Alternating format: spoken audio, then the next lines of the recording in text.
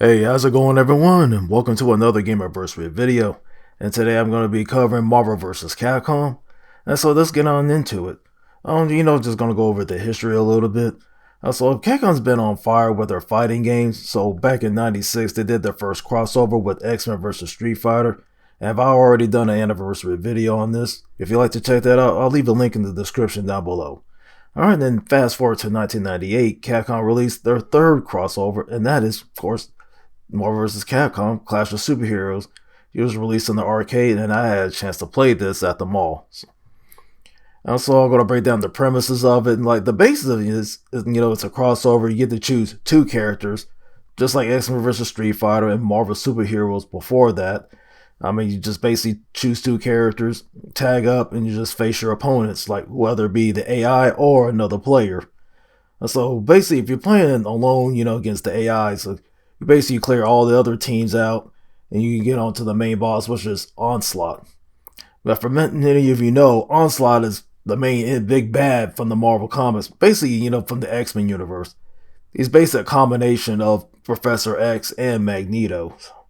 So, trust me, if you thought the Apocalypse was tough, Onslaught is no cakewalk, because he will tear you to shreds on here. And trust me, I had a chance to fight against it, but of course more of that in the gameplay. So I'm gonna move on to the experience.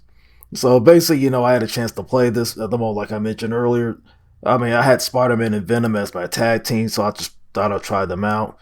And trust, I had no trouble with the first, team I went up against, but when I got to the third match, with Captain America and Ryu, oh man, I got destroyed.